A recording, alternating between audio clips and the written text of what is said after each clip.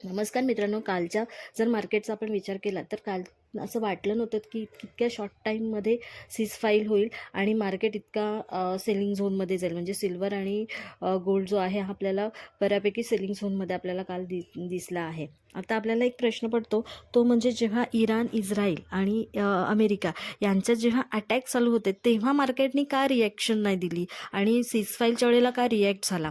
तर त्याची मेन कारणं आहेत जी मी तुम्हाला सांगते. तर बघायला गेलं तर रशिया आणि युक्रेन यांचं जे कॉन्फ्लिक्ट आहे ते तीन तीन वर्ष झालं चालू आहे. दुसरी गोष्ट अशी की इराण आणि इस्रायल यांचं जे टेन्शन्स आहे ते 2-2.5 वर्ष झालं चालूच आहे. US आणि इराणचं जे आहे टेन्शन जे आहे, US आणि इराणचं जे टेन्शन आहे हे कंटिन्यू चालूच आहे. त्याच्यामुळे मार्केटला ह्या गोष्टी माहिती आहेत, त्याच्यामुळे ते रिॲक्ट नाही झालं. पण जर दुसरी बाजू बघितली तर जेव्हा फाईल झालं हे अनएक्सेप्टेबल होतं. कारण त्याच्या आधी म्हणजे सॅटर्डे, संडे, मंडे ह्या 3 दिवसामध्ये मार्केटने आधी इस्रायलने इराणवरती अटॅक केला, मग अमेरिकेने इराणवरती अटॅक केला, बरोबर आहे. त्याच्यानंतर त्यांनी धमकीही दिली की तुम्ही फाईलला बसा वगैरे वगैरे, म्हणजे जे काय त्यांनी त्यांच्या ट्विटरला सांगितलं ते. त्याच्यानंतर संडेच्या नाईटमध्ये बातमी आली इंडियन टाईमनुसार एक 1-1:30च्या सुमारात की इराणने अमेरिकेवरती त्यांच्या आर्मी सेक्टरवरती वगैरे अटॅक केला, बरोबर आहे.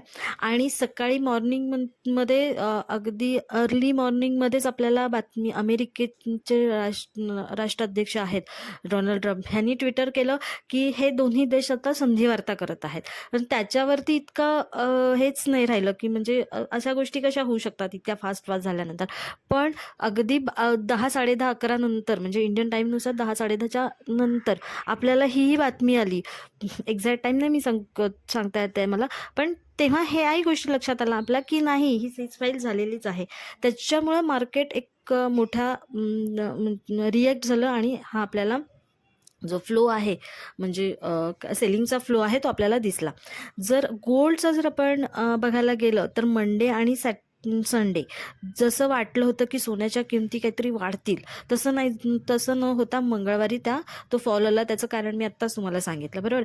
पण टेक्निकल अनालायझिंगने जर आपण कॅन्डलकडे बघितलं गोल्डच्या, तर आपल्याला इथे लॉंग टर्मसाठी सेलिंग झोन दिसतोय. तर तो कसा ते मी तुम्हाला सांगते.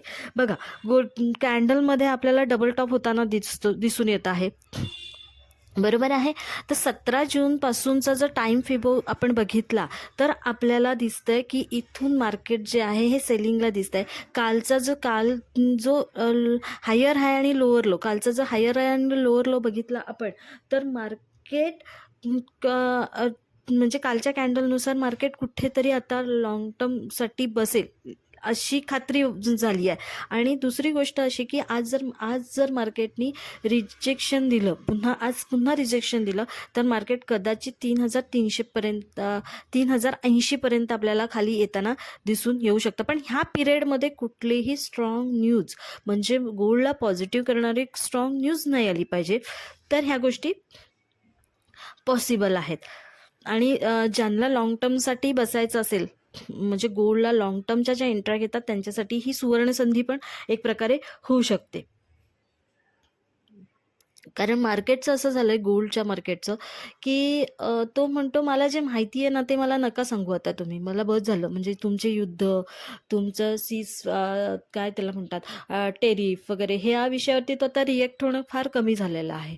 तो काहीतरी अशा अनएक्सेप्टेड गोष्टीवरती रिॲक्ट होताना दिसतो. तर ह्या ज्या सगळ्या फंडामेंटली चा स्टडी आहे, हाही आपण करणं खूप गरजेचं आहे.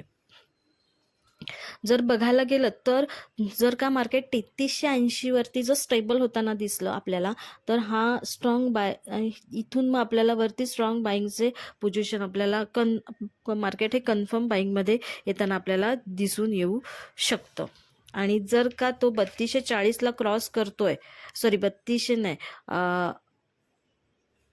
3240ला जर क्रॉस करतोय तर तो सेलिंगला जाताना आपल्याला दिसून येईल. आणि अजून एक गोष्ट की काल एका सरांनी मला फोन केला होता की त्यांना कच्च्या तेलाच्या संदर्भात पण ते म्हणतात की आम्हाला थोडंफार सांगा.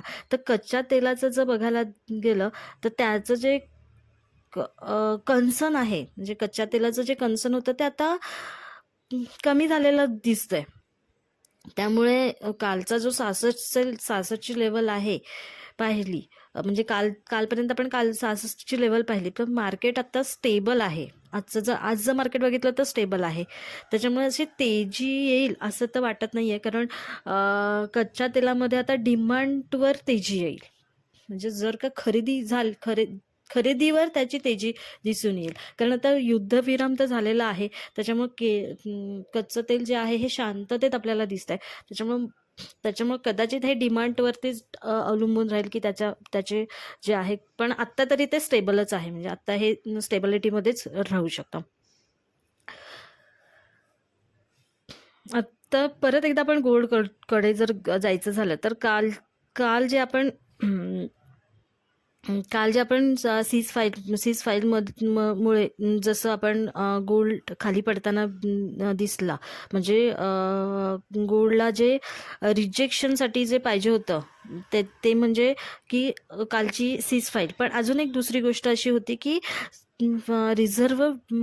फेडरल बँकेने जे ॲग्रेसिव्ह मध्ये रेट कट केलेले नाहीत, याच्यामुळे पण गोल्डचं मार्केट आहे हे, म्हणजे गोल्ड त्याच्यामुळे पण आपल्याला वीक झालेला दिसतोय आणि त्याच्यामुळे पण मार्केट जे आहे हे खाली येत आहे. आता फंडामेंटली जर स्टडी करायचा विचार केला आपण, फंडामेंटली जर बघायचं झालं तर मार्केटला, तर OMFIF ही एक संस्था आहे, यांनी एक आपली रिपोर्ट सादर केलेला आहे. आता OMFIF म्हणजे काय, तर the official monetary and financial institute, त्यांचं असं म्हणणं आहे, म्हणजे त्यांनी जे रिपोर्ट सादर केलेला आहे तो रिपोर्ट असा आहे की सेंट्रल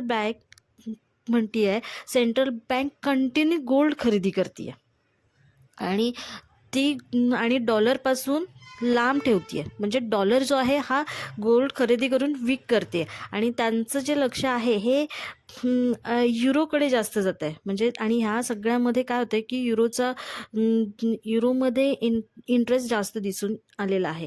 आता त्यांनी जो सर्वे केला आहे त्यांचं म्हणणं आहे की जे रिझर्व्ह आहेत, म्हणजे जे इन्स्टिट्यूट असतील, बँका असतील किंवा जे फायनान्समध्ये गुंतवणूक करतात, असे जे सेक्टर आहेत, हे जे आहेत हे त्यांचा मनी आहे किंवा त्यांचा जो पैसा आहे हा रिझर्व्ह करतात आहे, तो रिझर्व्ह गोल्ड, युरो आणि यांमध्ये करताना दिसतंय मोठ्या प्रमाणात, असं त्यांचं मत आहे. त्यांच्या मते 32 सेंट्रल बँका ज्या आहेत, म्हणजे 32% सेंट्रल बँका ह्या काय करतात आहेत, गोल्डमध्ये खरेदी करतात आहेत.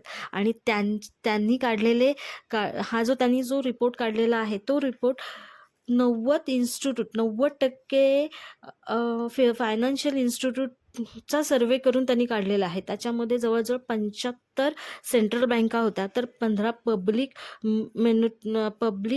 बँका होता. आणि हा जो सर्वे आहे, हे जे 75 सेंट्रल बँका आणि 15 पब्लिक बँका आहेत, ह्यांचा सगळ्यांचा टर्न ओव्हर आहे तो 7 ट्रिलियन, म्हणजे ते 7 ट्रिलियनचा जो फंड आहे हे मॅनेज करतात. आणि त्यांच्या ह्या सगळ्या सर्वेचा त्यांनी कन्क्लुजन असं काढलेलं आहे की ह्या 2 वर्षामध्ये 32% सेंट्रल बँका ह्या गोल्ड होल्डिंगला ठेवणार आहेत 2 वर्षासाठी. आणि त्याचं कारण त्याने असं दिलेलं आहे की जे वाढतं जिओ पॉलिटिकल्स इश्यू आहेत, ह्या कारणांमुळे काय होत आहे की ह्या सेंट्रल बँका आहेत ह्या गोल्ड होल्ड करून ठेवत आहेत. त्यांनी दिलेला जो रिपोर्ट आहे रजिस्टंट आणि सपोर्ट, हा त्यांचा सपोर्ट आहे तो 3000चा आणि रजिस्टंट आहे ते 3500चा, म्हणजे ह्या 3000 आणि 3500 ह्याच्यामध्ये ते म्हणतात की गोल्ड हा सर्वावर करू शकतो, असं त्यांचं मत आहे. त्याच्याच बरोबर UBSने पण आपलं मत सादर केलेलं आहे. त्यांचं पण म्हणणं असं आहे की युरो स्ट्रॉंग होतोय, आपल्याला आत्ताच्या सिच्युएशनला युरो स्ट्रॉंग, म्हणजे गोल्ड जो आहे हा स्ट्रॉंग होतोय आणि त्या गोल्डला स्ट्रॉंग करण्यासाठी सेंट्रल बँका काय करतात आहेत, तर सोनं खरेदी करतात. त्याच्यामुळं काय होतं की गोल्ड जो आहे हा वीक होतोय आणि हा गोल्ड वीक होतोय त्याचबरोबर युरो आणि यान हे आपल्याला स्ट्रॉंग होताना, कारण बरेचसे जे फायनान्सर आहेत हे त्यांची जी इन्व्हेस्टमेंट आहेत ही युरो यान आणि गोल्ड ह्याच्याकडे वळवताना दिसत आहे. त्याच्यामुळं आपण ज्या वेळेला जेव्हा ट्रेडिंगच्या आपल्या पोझिशन करतो त्यावेळेला ह्या सगळ्या फंडामेंटल गोष्टींकडे आपल्याला लक्ष देणं खूप गरजेचं आहे. आता ह्याच्यामध्ये ज्या सेंट्रल बँका आहेत सगळ्यात जास्त गोल्ड कोण खरेदी करते, तर कुठले देश खरेदी करतात, तर तुर्की, इंडिया, चायना, ब्राझील हे जे देश आहेत हे सगळ्यात मोठ्या प्रमाणामध्ये गोल्ड खरेदी करताना दिसून येत. आणि आज सकाळी एक डोनाल्ड ट्रम्पची ट्विटर वाचलं होतं की त्यांनी चायनाला सांगितलं की तुम्ही आता इराणकडून तेल खरेदी करू शकता. म्हणजे त्यांनी चीनला आता इराणकडनं तेल खरेदी करण्याची परवानगी एक प्रकारे दिलेली आहे. आणि ही एक गोष्ट एक आश्चर्याची आहे की कसं काय ह्या गोष्टी आहेत. तर ह्या सगळ्याचा स्टडी करून की त्यांचा इम्पॅक्ट जो आहे हा गोल्डवर काय पडणार आहे आणि गोल्ड कुठल्या पद्धतीने ते रिॲक्ट करतोय आणि त्याच्यावरती आपल्या पोझिशन ठरवणं आपल्याला खूप गरजेचं आहे. जर तुम्हाला अशाच आमच्या इम्पॉर्टंट